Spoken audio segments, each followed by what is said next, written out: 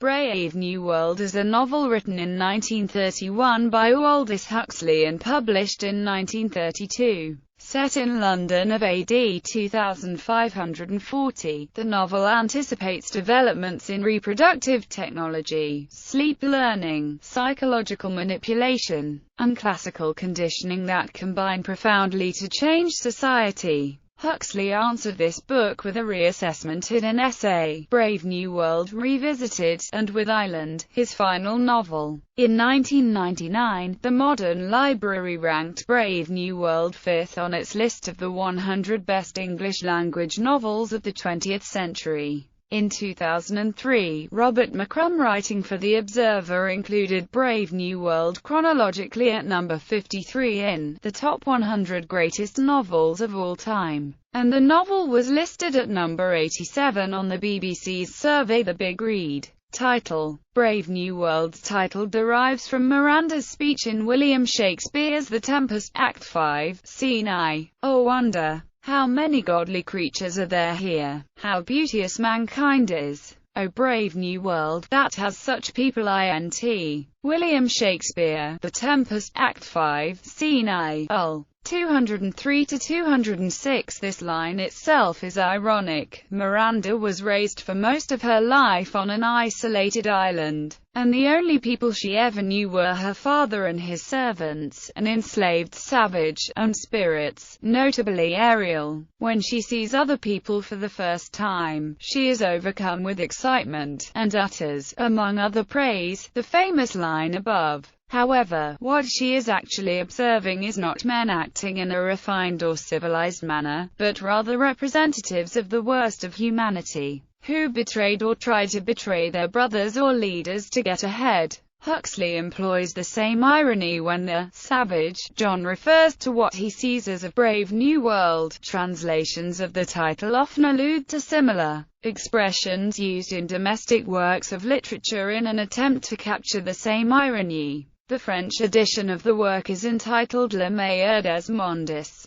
an allusion to an expression used by the philosopher Gottfried Leibniz and satirized in Candide à l'optimisme by Voltaire. History: Huxley wrote Brave New World in his house in Sanary-sur-Mer, France in the 4 months from May to August 1931. By this time, Huxley had already established himself as a writer and social satirist. He was a contributor to Vanity Fair and Vogue magazines, and had published a collection of his poetry in 4 successful satirical novels: Chrome Yellow, Antic Hay, Those Barren Leaves, and Point Counterpoint. Brave New World was Huxley's 5th novel and first dystopian work. Huxley said that Brave New World was inspired by the utopian novels of H.G. Wells, including A Modern Utopia and Men Like Gods. Wells' hopeful vision of the future's possibilities gave Huxley the idea to begin writing a parody of the novel, which became Brave New World. He wrote in a letter to Mrs. Arthur Goldsmith, an American acquaintance, that he had been having a little fun pulling the leg of H.G. Wells, but then he got caught up in the excitement of his own ideas. Unlike the most popular optimist utopian novels of the time, Huxley sought to provide a frightening vision of the future. Huxley referred to Brave New World as a negative utopia, somewhat influenced by Wells' own The Sleeper Awakes and the works of D.H. Lawrence. George Orwell believed that Brave New World must have been partly derived from the novel We by Yevgeny Zamyatin. However, in a 1962 letter, Huxley says that he wrote Brave New World long before he had heard of We. According to We translator Natasha Randall, Orwell believed that Huxley was lying. The scientific futurism in Brave New World is believed to be cribbed from Daedalus by J.B.S. Haldane. The events of the Depression in Britain in 1931, with its mass unemployment and the abandonment of the gold currency standard, persuaded Huxley to assert that stability was the primal and ultimate need, if civilization was to survive the present crisis. The Brave New World character Mustafa Mond, resident world controller of Western Europe, is named after Sir Alfred Mond. Huxley visited Mond's technologically advanced plant near Billingham, northeast England, shortly before writing the novel, and it made a great impression on him. Although the novel is set in the future, it deals with contemporary issues of the early 20th century. The Industrial Revolution had transformed the world. Mass production had made cars, telephones, and radios relatively cheap and widely available throughout the developed world. The political, cultural, economic and social upheavals of the Russian Revolution of 1917 and the First World War were resonating throughout the world and affecting the individual lives of most people. Many of the novel's characters are named after widely recognized, influential and in many cases contemporary people. Huxley used the setting and characters in his science fiction novel to express widely held opinions, particularly the fear of losing individual identity in the fast-paced world of the future. An early trip to the United States gave Brave New World much of its character. Not only was Huxley outraged by the culture of youth, commercial cheeriness and sexual promiscuity, and the inward-looking nature of many Americans, he had also found the book My Life and Work by Henry Ford on the boat to America, and he saw the book's principles applied in everything he encountered after leaving San Francisco. There was a fear of Americanization in Europe. By seeing America firsthand, and reading the ideas and plans of one of its foremost citizens, Huxley was spurred to write Brave New World with America in mind. The feelies are his response to the talkie motion pictures, and the sex hormone chewing gum is a parody of the ubiquitous chewing gum, which was something of a symbol of America at that time. Themes and plot. Brave New World is a novel of ideas which takes place in a densely imagined dystopian state. The world state. The world state is a benevolent dictatorship headed by 10 world controllers. In this respect it is similar to the societies imagined by Huxley's near contemporaries H. G. Wells and Olaf Stapledon. The world state has established a stable global society where the population is permanently limited. The basis of that stability is the conditioning of citizens to accept their station in life. This is achieved by abolition of natural reproduction. Human embryos are raised artificially in hatcheries and conditioning centers. The breeding and development of children predestine them to fit into one of 5 rank castes with Greek letter names, from alpha to epsilon, which fulfill different economic roles. Alpha and beta fetuses are allowed to develop relatively naturally, but gamma, delta and epsilon fetuses are subjected to chemical interference to stunt their intelligence and physical growth. Members of lower castes are created using Bokanovsky's process, which allows up to 96 clones to be produced from one fertilized ovum. Educating children by the hypnopedic process, which provides each with appropriate subconscious messages to mold the child's self-image appropriate to their caste. Discouragement of critical thinking. Higher culture has ceased to exist. Serious literature is banned as subversive, as is scientific thinking and experimentation. The only cultural element mentioned, movies with added tactile sensations, deal in pure emotion. Discouragement of individual action and initiative. Spending time alone is considered abnormal and even reprehensible, and well-adjusted citizens spend their leisure in communal activities requiring no thought. This leads to a lifestyle which readers may see as shallow and hedonistic. It is promoted by the ready availability and universally endorsed consumption of the hallucinogenic drug soma, and by the promotion of recreational sex, often as a group activity. Emotional, romantic relationships are obsolete, chastity and fidelity are causes for disapproval or mockery, and marriage, natural birth, parenthood, and pregnancy are considered too vulgar to be mentioned in polite conversation. Spiritual needs are met by mock religious services in which 12 people consume soma and sing hymns. The ritual progresses through group hypnosis and climaxes in a sex orgy. The symbol worshipped, largely in place of the Christian cross, is the T, in homage to Henry Ford, who had recently introduced mass production of automobiles with the Model T. The name Ford takes the place of Lord, an abundance of material goods. However, conditions of work are not onerous, in contrast to the contemporary metropolis in which the workers are forced to arduous exertions to maintain the world state's command economy. Citizens are conditioned to promote consumption with platitudes such as, "Ending is better than mending." The program has been successful. The lower caste's restricted abilities, ambitions and desires make them contented with their lot.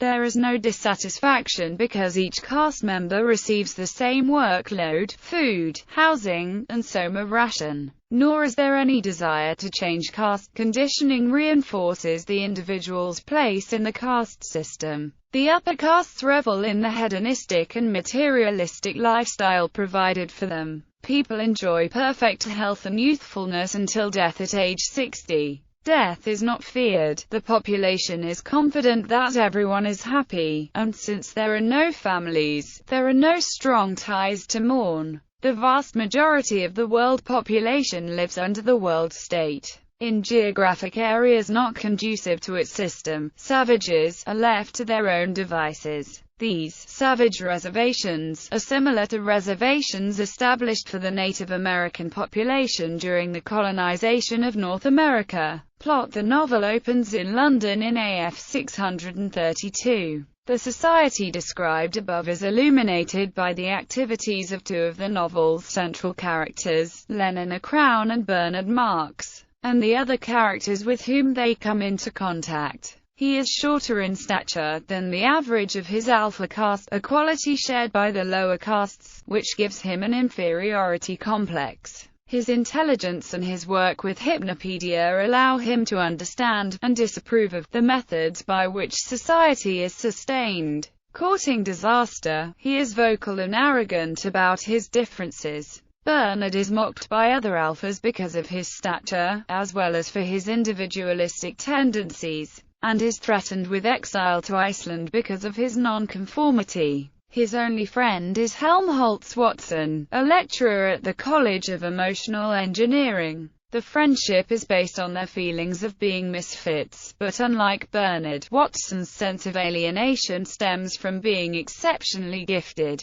intelligent, handsome, and physically strong. Helmholtz is drawn to Bernard as a confidant. Bernard takes a holiday with Lenina at a savage reservation in New Mexico. There they observe ceremonies, including a ritual in which a village boy is whipped into unconsciousness. They encounter Linda, a woman originally from the world state who is living on the reservation with her son John, now a young man. She too visited the reservation on a holiday, and became separated from her group and was left behind. She had meanwhile become pregnant by a fellow holidaymaker. She did not try to return to civilization, because of her shame at her pregnancy. Neither Linda nor John is accepted by the villagers, and their life has been hard and unpleasant. Linda has taught John to read, although from only 2 books. A scientific manual from his mother's job in the hatchery, and a collected Shakespeare. Ostracized by the villagers, John is able to articulate his feelings only in terms of Shakespearean drama, especially the tragedies of Othello,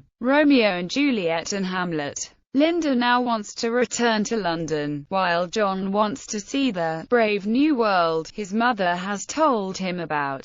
Bernard sees an opportunity to thwart plans to exile him, and gets permission to take Linda and John back. On his return to London, Bernard is confronted by the director, but turns the tables by presenting him with his long-lost lover and unknown son. John calls the director his father, a vulgarity which causes a roar of laughter. The humiliated director resigns in shame. Bernard, as custodian of the savage John, who is now treated as a celebrity, is fawned on by the highest members of society and revels in attention he once scorned. However, his triumph is short-lived. Decrepit and friendless, Linda goes on a permanent summer holiday while John refuses to attend social events organized by Bernard. Appalled by what he perceives to be an empty society, society drops Bernard as swiftly as it had taken him. Lenina and John are physically attracted to each other, but John's view of courtship and romance, based on Shakespeare, is utterly incompatible with Lenina's freewheeling attitude to sex.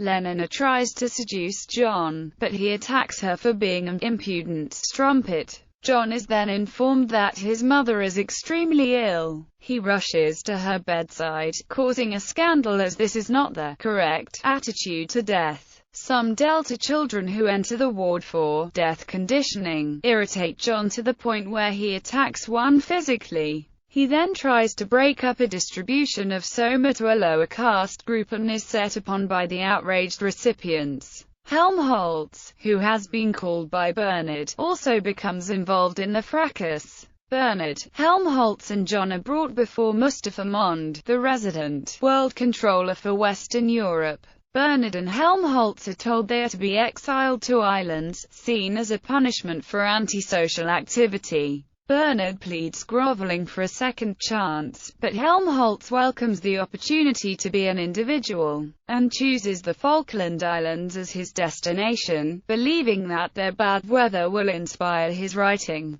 Mond outlines for John the events that led to the present society and his arguments for a caste system and social control. John rejects Mond's arguments, and Mond sums up by saying that John demands the right to be unhappy. John concurs. John moves to an abandoned hilltop air lighthouse near the village of Putnam, where he intends to adopt an ascetic lifestyle in order to purify himself of civilization and make amends for his mistreatment of his mother. He practices self-mortification, and his self-flagellation is witnessed by bystanders, turning him into a sensational spectacle. Hundreds of sightseers, hoping to witness his behavior, arrive at John's lighthouse. One of them is Lenina. At the sight of the woman whom he both adores and loathes, John attacks her with his whip. John is stricken with remorse, and onlookers and journalists who arrived that evening find that he has hanged himself.